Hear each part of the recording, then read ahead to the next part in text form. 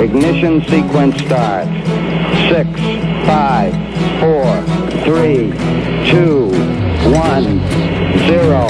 Liftoff. We have a liftoff.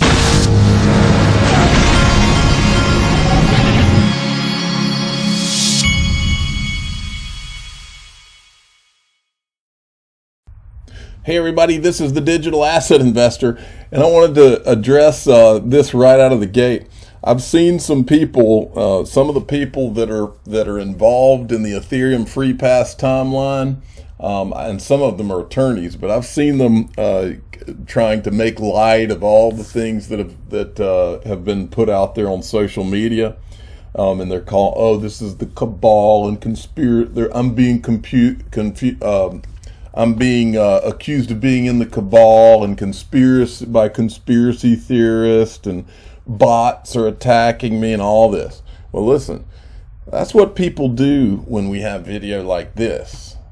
They can't answer this. Remember, this is Vitalik Buterin bragging about how the Ethereum people designed their thing to get so that the U.S. United States couldn't get to them. And then the second part is Joseph Lubin himself describing how they were helping whales hide Ethereum purchases. Okay, they can't get around this. I don't care who they are, who their attorney is, they can't get around this. And so that's why you're seeing this, oh, these are conspiracy. No. We have the video, we have the timeline, and they can't get around it, no matter what they do. The only way this goes away, and like I've said, I'm not interested in anybody getting in trouble. I'm not interested in even hurting Ethereum or Bitcoin. All I want is a level playing field for the industry's sake. That's what I'm here for. But they can't get around this, so they're going to call you conspiracy theorists and all that. If me being a conspiracy theorist is me showing you video of their own words and then piecing it together in a timeline and showing you the timeline, well then so be it. That's what you'll have to call it. But all we've done is shown where the truth is, and their downfall is the timeline in their own words, and that's the fact jack. So they can say whatever they want. They're not stopping this train until we have our level playing field. Okay, I wanted to show you this. This is the Apple CEO today. And this is Andrew Ross Sorkin, by the way. So he's only allowed, Andrew Ross Sorkin's with CNBC, he's only allowed to talk about Bitcoin or Ethereum, and so that's what he asks. Do you own crypto, any Bitcoin or Ethereum? Would you play around with this? I do, yeah. I think it's reasonable to own it as a part of a diversified portfolio. And I'm not giving anybody investment advice, by the way. When did you get interested in it? I've been interested in it for a while. And I've been researching it and so forth. And so I think it's interesting. Okay. So there's that, and here's I think this is kind of what set it off. This is a tweet from this TAIG XRP, and he's showing Amber Baldet and this Patrick Nielsen. Both of them worked at JP Morgan on the Quorum project. Then they went off and started their own company, and it's called Clover. Which I'm not saying they did anything wrong by doing that. I'm not saying they did anything wrong. Period. But he's showing here how you just happen to have, you've got her, she's just started Clover in this picture, but she was the one that worked at JP Morgan, and we know that Quorum was later bought by Consensus, okay? Then you've got a guy from Andreessen Horowitz who ran the venture capital working group that worked on getting the safe harbor, which in secret, they're working to get the safe harbor for Ethereum and Bitcoin, to get them out from under securities laws. We've shown all that. Then you got Gorfine of the CFTC, you got Gary Gensler sitting there, and then you got Lowell Ness from Perkins Coie, and he's the one that wrote the Safe Harbor memo. And remember, we've gone through 3 years where those digital assets, Bitcoin and Ethereum, get free passes, while all the rest of crypto is left out in the cold. And so you can call that conspiracy. I call it a timeline and facts, okay? Now, this also is facts. It's not conspiracy. Listen. That we had planned on doing. And this is, by the way, Anthony DeLorio, Ethereum founder, one of the co-founders. And I got to give the credit to that to Amir Chetrit, one of our founders, who if it wasn't for him, we would have made a very silly move and actually started the crowd sale in January when we just were not prepared.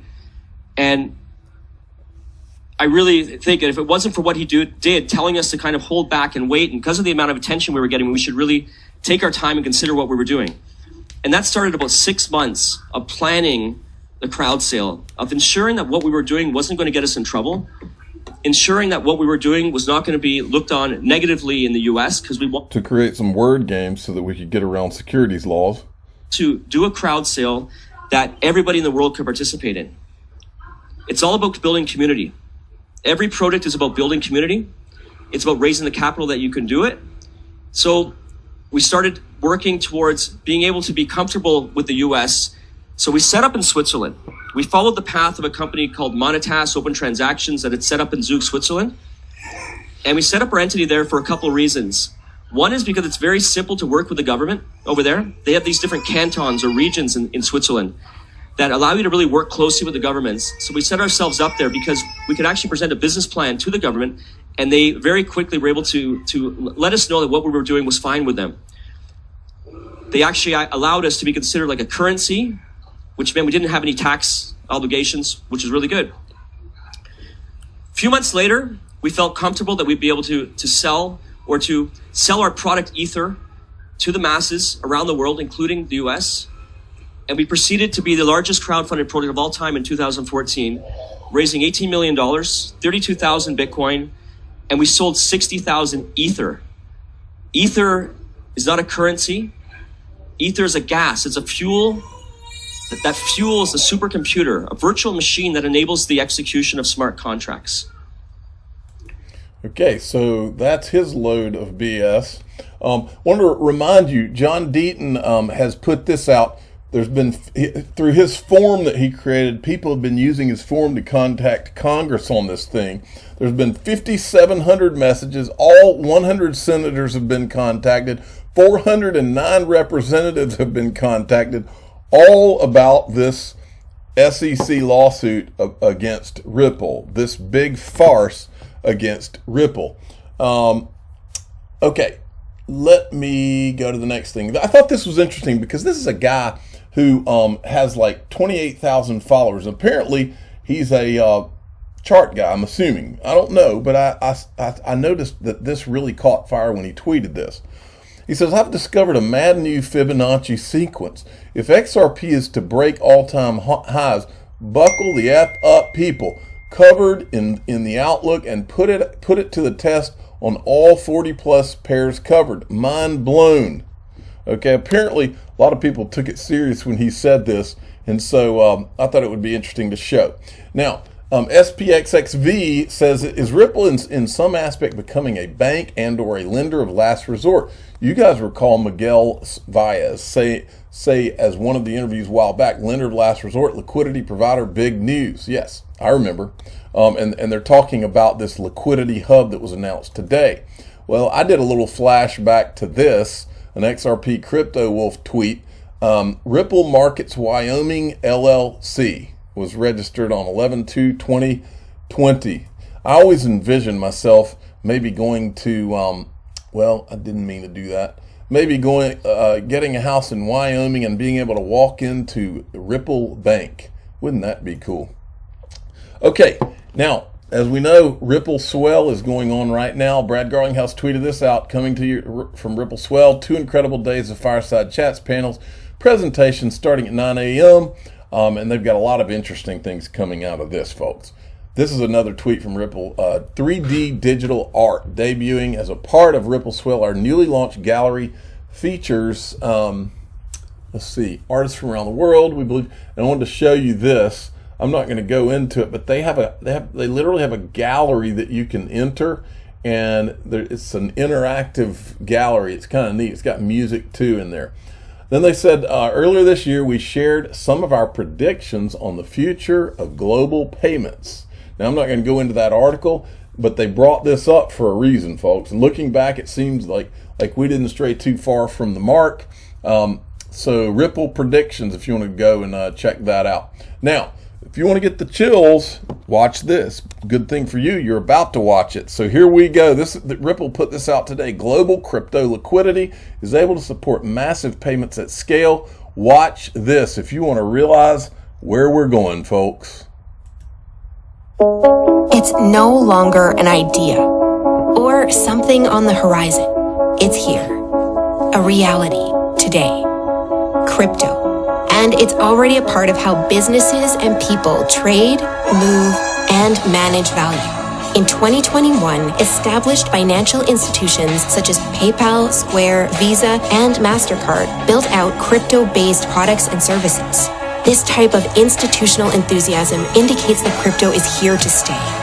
Today, enterprises are looking to diversify asset holdings, to offer crypto trading services to end customers, to pay employees in crypto, and to accept crypto as a form of payment. To support these activities, institutions need access to crypto liquidity. Coming in 2022 and beyond, at Ripple, we're building Liquidity Hub. Once launched, Ripple's Liquidity Hub platform will enable companies to seamlessly access crypto from a variety of venues. The product will support a turnkey integration and allow companies to offer their end customers the ability to buy, sell, and hold crypto. Enterprises will be able to maintain separate accounts via Ripple's custody solution and monitor and analyze transactions through a comprehensive dashboard. But that will be just the beginning for Liquidity Hub.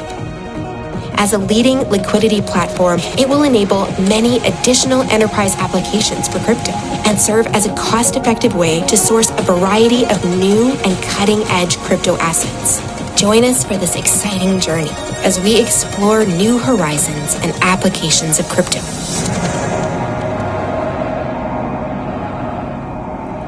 All right, now that was cool. Now, also, Ripple was featured on CNBC, but of course it had to have a negative slant. Ripple is to launch crypto service for financial companies amid legal battle with the SEC. Ripple is in hot water with the U.S. Securities Exchange Commission over XRP, a cryptocurrency with which it is closely associated. Sounds very nefarious. Now, I decided I would see if I could help CNBC to do more of a job and actually uncover the truth, which they don't seem interested in. So I posted this video where Gary Gensler says Ethereum is a security, and then this one where we have Vitalik talking about getting away from the U.S. laws, and we have Joseph Lubin bragging about helping whales hide purchases of Ethereum. Okay, so I just wanted to make them aware of that so that when the history books are finished being written, it is a known fact that they intentionally avoided the truth and all of this that has gone on. Let me finish this up. I wanted to let everybody know they're almost out of Ripple equity on the Link2 platform. I am Link2's one of my sponsors. I am a customer of theirs too, and I have bought Ripple equity, but they're almost out. So if you're still wanting some of that, you might want to go check it out before it's gone. I'm the digital asset investor. I'm not an investment advisor. This is for entertainment purposes only. Please subscribe, hit the like button, and tell your friends and family to go check it out, because the Ripple equity may not last much longer.